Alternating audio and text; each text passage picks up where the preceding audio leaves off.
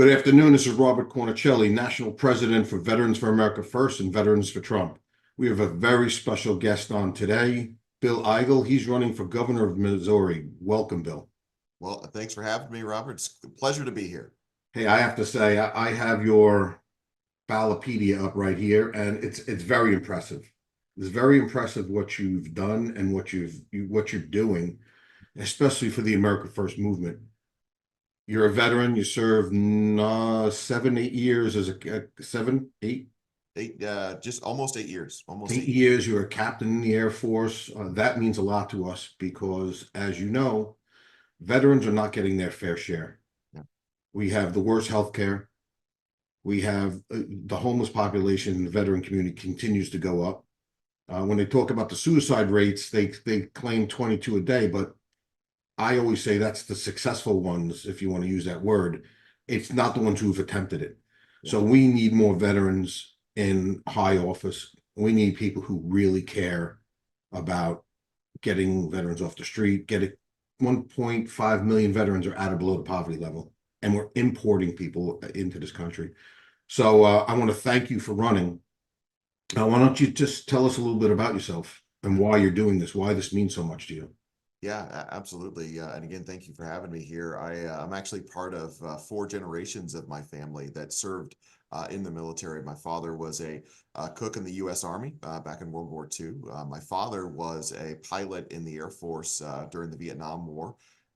Both my wife Amanda and I served in the Air Force as aircraft maintenance officers, and then recently my only son Kevin became the newest sailor for the United States Navy. So a lot of military heritage Congratulations. there. Yeah, and we're very excited. He gave me I keep joking that he gave me a Navy Dad T-shirt for Christmas, but as an Air Force veteran, I don't know how to feel about that exactly. But we're very proud of him, and we're very excited. So military service has been a big part of our heritage, our background. While I served in the Senate for many years, I was the chair of the Veterans Committee, Veterans and Military Affairs Committee in the Missouri Senate. So this has really been working with veterans and looking out for veterans has really been something that's emotional for me. It's a personal thing for me. I'm the only guy in this race that has any military service whatsoever, and I want to do everything we can to help serve our veterans. Right now, we have a president that cares more about illegal immigrants coming into this country than he does about the veterans who have fought and in many cases been injured or even died in foreign combat zones. So it's very frustrating, and to see what's going on with our veterans. Actually, before I was in political office, before I was even thinking about getting involved in political office, I volunteered up at one of the veterans homes here in the St. Louis area. I'd go there once a week and stock vending machines and meet the veterans there. And I would go there. I was the regular bingo caller for the veterans home. So met many of our veterans here in the St. Louis area, and I got to tell you, we've got to do everything we can to take care of our veterans. Our veterans deserve every blessing, every thank you that our society can bestow upon them. So I'm very interested in doing anything we can, and I think that'll be reflected in what you'll see under an Eigel administration. That's amazing. It's so refreshing to have candidates who are focused on Americans who need help the most, not people from all over the world who need help. The America First movement, I always say, this is not America only. It's America first. We will take care of people who need to be taken care of in this world because we're a generous nation, but we can't do it when we have 34 million people living at or below the poverty level. But I want to, so being on active duty, you got a paycheck, you had your salary, but then you got BAH according to your zip code. Mm-hmm. Right. I ran for Congress a couple of years ago, and I wanted to somehow figure out a way. Retirees don't move to New York. A retirement from the military, you can't live in New York. That's why the BAH there is so high. Yeah. So retirees are leaving all these states. We talk about veterans a lot, but we also should talk about retirees. Like, how do we attract retirees to our states? Yeah. States that are red, states that care about them. You can care about a veteran all you want, but if they can't afford to live there, or a retiree, they're going to go somewhere where, like South Carolina, if you're 100% service connected disabled, you can go to any state school. Your kids can go to any state school free. Yeah. So I hope to stay in touch with you when you win Mhm. and try to figure out a way where we can push more policies to attract retirees, attract veterans, and make it so you know what the salary is when you retire. Yeah. You lose that BAH, you can't live. Yeah. Well, So you're absolutely right, and I'd like to see that a lot of those policies, and you kind of reference them a little bit here in the state of Missouri. You know, I'm one of the leaders in trying to get rid of income taxes. We actually passed a bill that was my legislation this year that eliminated income taxes on signing bonuses for National Guard members. So that's good for our active National Guard members, but I've also had legislation in the past that supported getting rid of income taxes for active duty and for retirees in the state of Missouri. So this is there's a lot that we can actually do to help out our veterans. The problem that we've had in the state of Missouri is that we just really haven't had leadership at the top of the ship down in Jefferson City because the status quo, which is a huge problem in Washington, D.C., we have a status quo, a swamp, as Donald J. Trump has referenced it in Jefferson City, that really isn't concerned about the problems of everyday Missourians and certainly not concerned about the problems of our veterans. I mean, just in this in this gubernatorial race, we've had one of the other candidates say that giving benefits to veterans is bad government. It's not good government. I mean, that's actually coming out of the mouth of other major Republican candidates in the race for governor. So when you have that kind of mindset stuck in the highest positions of power in Jefferson City, it's going to be very difficult to get things done. So I've been a fighter for our veterans for as long as I've been in office, and that's not going to change one bit when I'm in the governor's mansion. yeah, I can tell you're going to be a strong voice for veterans, but I think you're going to be a strong voice for everyone.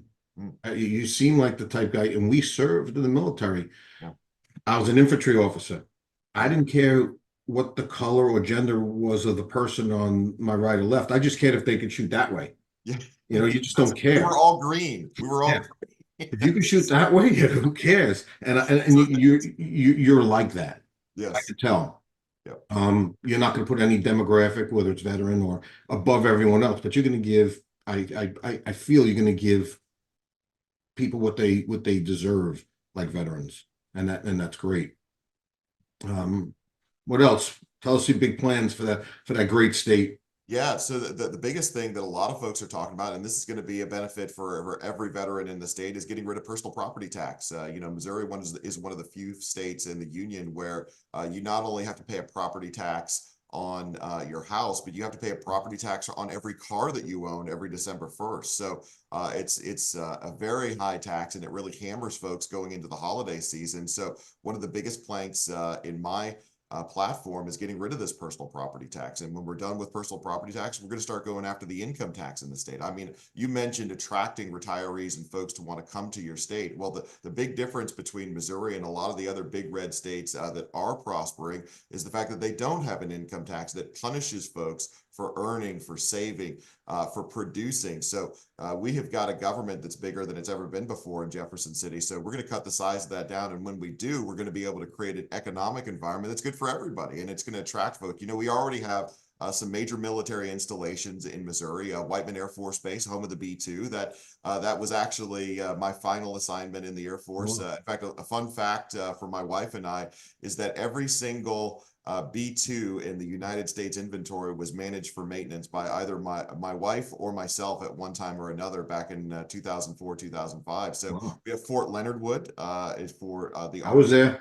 You know what I'm talking about. So and even here in the St. Louis area, we have Scott Air Force Base, which even though that's over in Illinois, it's part of the St. Louis metro area. So we have an excellent opportunity to be a place that really attracts retirees, but really attracts growth from all demographics everywhere around the country. So we're really missing an opportunity because we're not doing those things. I mean, right now we have a big problem with allowing foreign countries to come into Missouri and buy up our farmland. China is coming in and buying up tens of thousands of acres right around our military installations. So I was on the front lines leading the fight to actually ban China and other foreign countries from buying any farmland in the state of Missouri to keep our not only our active duty members safe, but the reality is there are a lot of retirees in around our major military installations. So going after a status quo that has allowed that problem to go on, and it's it's very frustrating that these are the kind of things, unfortunately, that we have to spend our time talking about. But it's a result of the swamp, as Donald J. Trump termed it, having too much power for far too long. So we're going to confront these guys. We're going to confront this status quo, and we're going to be bold about it. I like the fact that you're not naming who is in favor of selling our land to foreign nations. That's good that you're not going to, but I will. I know your two competitors Yeah. aren't for banning, allowing Chinese and foreign nations from buying up our farmland. Yeah. Some of them may be for reducing the amount, Right. but they have not said that they will ban it. So Right. complete It's, ban. I like that. Well, and actually, the one of my opponents, Mike Kehoe, actually voted in 2013 when he was in the state senate to actually make this a problem in the first place. You know, before 2013, it was completely illegal for any foreign country, not just China. China's kind of the low hanging fruit, right? We know China is a threat. They don't like us right now.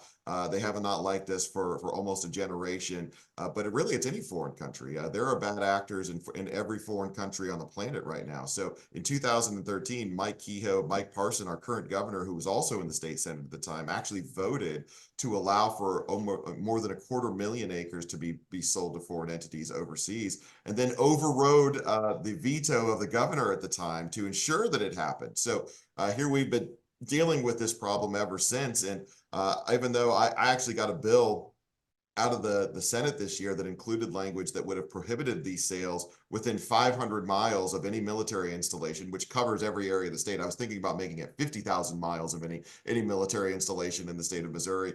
The House killed it when the status quo got a hold of too many Republicans in the House and told them to derail that. So we're going to finally make good on fixing the problem that one of my opponents was leading the effort to create in the first place. And this isn't just a veterans issue. This is this is a huge issue for our rural communities, our farmers who are being literally driven out of the market of being able to purchase more land. Because when you have a country like China that can come into your state, and they manipulate their currency, by the way, and when they manipulate their currency, they're able to drive up the value of the farmland and drive out actual Missouri farmers who want to invest in that land and own that land. I just see a Missouri where our farmland is owned by Missourians or at least Americans. And unfortunately, we haven't seen that level of support from my two opponents. Now, I really pray you win. It's so important that we protect our national security, and that is a national security issue. China is an enemy, Mhm. and no enemy should have land on our soil. So I'm glad you said that. I've been doing my research. I think you're an A+ candidate, and we proudly endorse you. Awesome. Thank you. Thank you so much. That means a tremendous amount for me. And I still keep in touch with a lot of the folks that I served with at Whiteman Air Force Base. In fact, when I first got out of the service in 2007, and I owned a small business at the time. I was growing our little construction company. As guys that I knew at Whiteman Air Force Base would retire, I would hire them to be managers in my company. So I am very well aware of the value that veterans can bring because of their leadership skills, their everyday, their commitment, their discipline, their ability to communicate. I'm very familiar with bringing them into the workforce and how valuable they can be, because my business couldn't have been successful if I didn't have them working with me in that endeavor. So it's to have the support of veterans groups as the only veteran in this race. It really means a lot to myself, and it really means a lot to Amanda as well, my wife, who I happen to think is going to make a great first lady for the state as well. Well, we're honored to endorse you. You're a great candidate, and this country needs more candidates like you. Let's go So, Missouri. Let's go Missouri, and let's make America great again. Senator Eigel, soon to be Governor Eigel, thank you so much. Thank you so much, Robert. Come back. I'll be happy to come back anytime. You got it. Have a great day. Thanks. Bye.